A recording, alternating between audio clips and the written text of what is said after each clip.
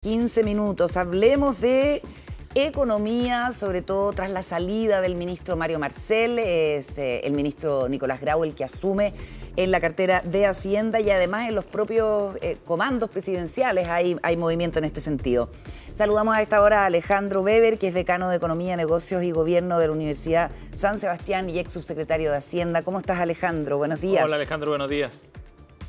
Hola, Carolina, Sebastián. Muchas gracias por la invitación. Feliz de estar con ustedes. Partamos por el movimiento de finales de la semana pasada, la salida del ministro Marcel y la llegada de Nicolás Grau a ese puesto. ¿Cómo lo ves? ¿Crees que es el reemplazante adecuado del ministro Grau? A ver, lo primero, a mí me parece que fue una mala noticia la salida del ministro Marcel. El ministro Marcel, a mi juicio, cumplía un rol muy importante de equilibrio políticos y técnicos al interior del gobierno y generaba contrapesos al Frente Amplio y a los sectores más de más izquierda. Ahora, los resultados del ministro Marcel, yo sé que hay muchas posiciones al respecto, pero a mi juicio no fueron buenos en términos generales, no fueron buenos en términos económicos y tampoco en términos fiscales, Sebastián. Primero, en términos económicos, el gobierno del presidente Boric va a cerrar un crecimiento promedio del 1,9% real anual. Eso es apenas por sobre el segundo gobierno de la presidenta Bachelet.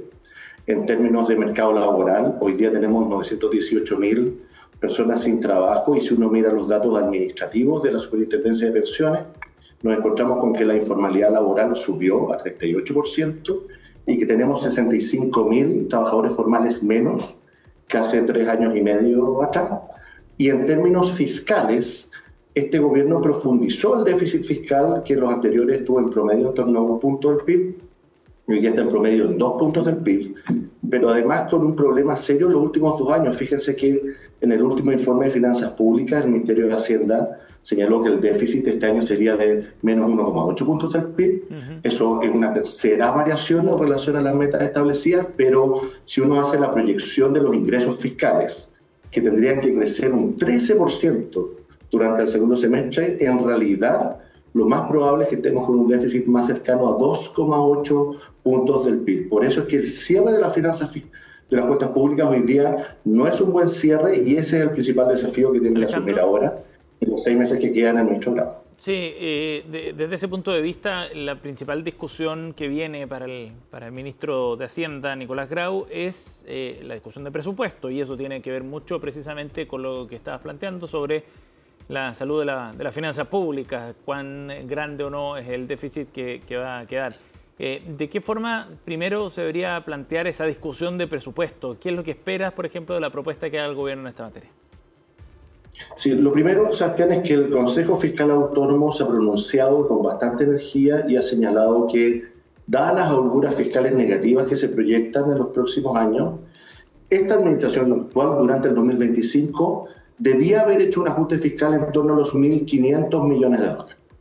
El gobierno presentó sus medidas correctivas, pero dentro de esas medidas correctivas hay medidas administrativas, es decir, que dependen solo del Ejecutivo por 20 millones de dólares, una fracción muy pequeñita, y el resto depende de proyectos de ley. Por eso es muy difícil que este gobierno realice el ajuste que el CFA planteó. Por eso es que es el presupuesto de la Nación 2026 el gran instrumento que le va quedando al Ejecutivo para hacer un mejor cierre de las finanzas públicas. ¿Y cómo podría hacerlo? De la siguiente manera.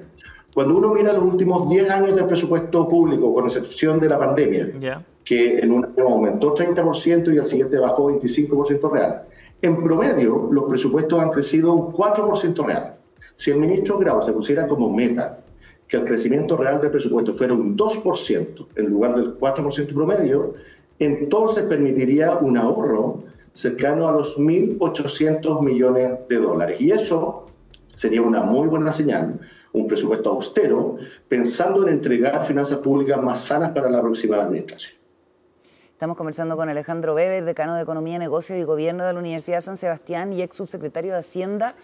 Veamos lo que está pasando en la carrera presidencial y la idea de José Antonio Kast, que ha sido controvertida, de que se le ponga fin, o sea, que se elimine este elemento con que se aprobó la reforma de pensiones, que es esta especie de préstamo, ¿cierto?, que le hacen los contribuyentes al Estado para financiar las pensiones. También establece el fin del pago de contribuciones Y esto ha generado al interior de Chile Vamos, por ejemplo, reacciones diciendo que aquí lo que se corta son beneficios a la clase media y que es un error. ¿Cómo lo ves?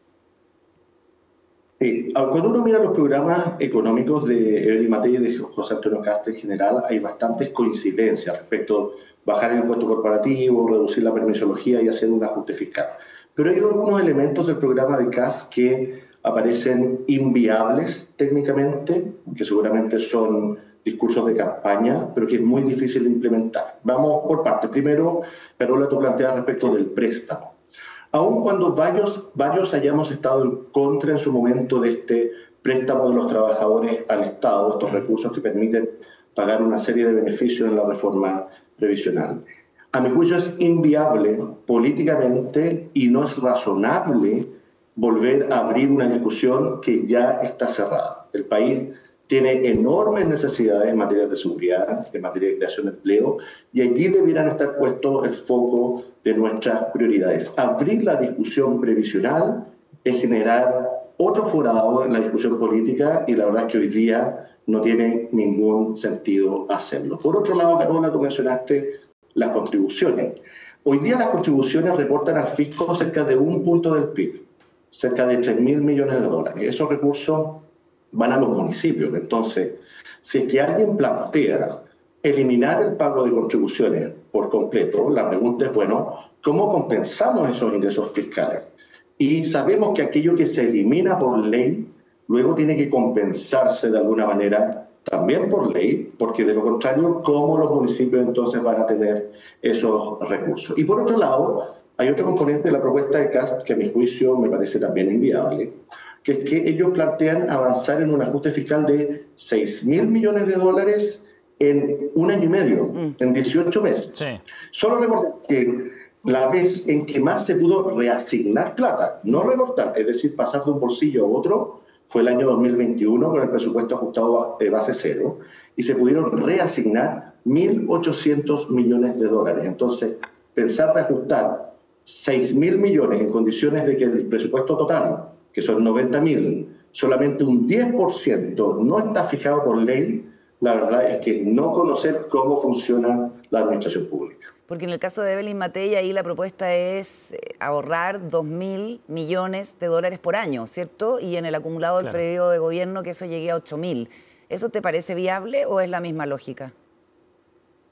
8.000 en 4 años es mucho más viable y además ese número, Carola, no es antojadizo, está anclado en el informe del Consejo Fiscal Autónomo a partir de las estimaciones de la DIPRES que plantean que sin las medidas correctivas que está realizando el gobierno, es decir, si no se aprobaran los proyectos de ley para ajustar gastos, para generar más ingresos, entonces las holguras negativas que entregaría esta administración al próximo serían de menos 8.000. Es decir, la próxima administración estaría 8.000 millones de dólares bajo el agua. Claro. Todo eso para cumplir un déficit fiscal del 1 punto del PIB negativo, no llegando a déficit cero. Por eso es que Matei propone reducir estos 2.000 por año, que es hacerse cargo del planteamiento del Consejo Fiscal Autónomo.